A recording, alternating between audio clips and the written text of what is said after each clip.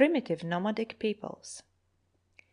It was not only in Mesopotamia and the Nile Valley that men were settling down to agriculture and the formation of city-states in the centuries between 6000 and 8000 B.C. Wherever there were possibilities of irrigation and a steady all the year round food supply, men were exchanging the uncertainties and hardships of hunting and wandering for the routines of settlement. On the upper Tigris a people called the Assyrians were founding cities. In the valleys of Asia Minor and on the Mediterranean shores and islands there were small communities growing up to civilization. Possibly parallel developments of human life were already going on in favorable regions of India and China. In many parts of Europe, where there were lakes well stocked with fish, little communities of men had long settled in dwellings built on piles over the water and were eking out agriculture by fishing and hunting. But over much larger areas of the Old World no such settlement was possible. The land was too harsh, too thickly wooded or too arid, or the seasons too uncertain for mankind, with only the implements and science of that age to take root. For settlement under the conditions of the primitive civilizations, men needed a constant water supply and warmth and sunshine. Where their needs were not satisfied, man could live as a transient, as a hunter following his game, as a herdsman following the seasonal grass, but he could not settle. The transition from the hunting to the herding life may have been very gradual.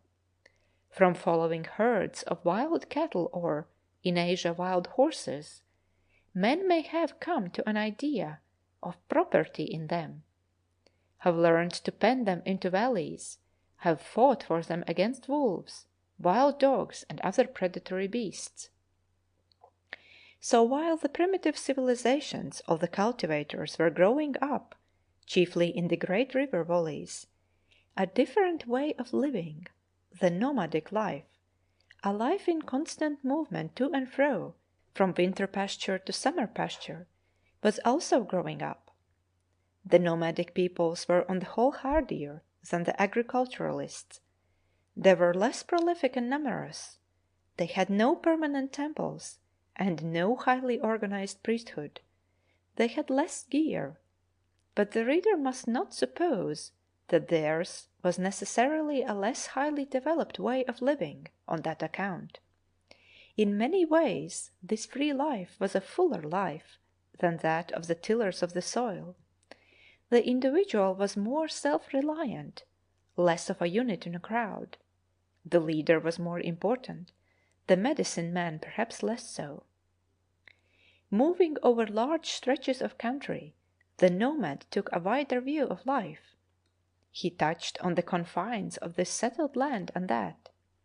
He was used to the sight of strange faces. He had to scheme and treat for pasture with competing tribes.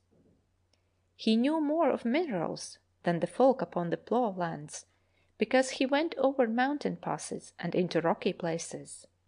He may have been a better metallurgist. Possibly bronze and much more probably iron smelting were nomadic discoveries. Some of the earliest implements of iron reduced from its ores have been found in Central Europe, far away from the early civilizations. On the other hand, the settled folk had their textiles and their pottery and made many desirable things. It was inevitable that, as the two sorts of life, the agricultural and the nomadic, differentiated, a certain amount of looting and trading should develop between the two. In Sumeria particularly, which had deserts and seasonal country on either hand, it must have been usual to have the nomads camping close to the cultivated fields, trading and stealing, and perhaps tinkering, as gypsies do to this day. But hence they would not steal, because the domestic fowl, an Indian jungle fowl originally, was not domesticated by man, until about 1000 BC. They would bring precious stones and things of metal and leather. If they were hunters, they would bring skins. They would get in exchange pottery and beads and glass, garments and such like manufactured things. Three main regions and three main kinds of wandering and imperfectly settled people there were in those remote days of the first civilizations in Sumeria and early Egypt. Away in the forests of Europe were the blond Nordic peoples, hunters and herdsmen, a lowly race. The primitive civilizations saw very little of this race before 1500 BC.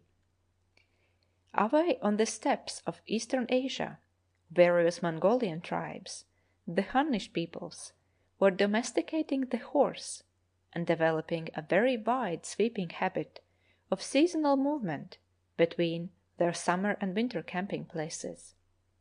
Possibly the Nordic and Hunnish peoples were still separated from one another by the swamps of Russia and the greater Caspian Sea of that time. For very much of Russia there was swamp and lake.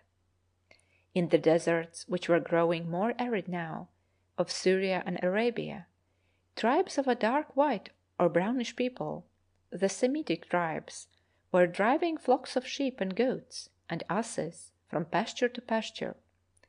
It was these Semitic shepherds and certain more negroid people from southern Persia, the Elamites, who were the first nomads to come into close contact with the early civilizations.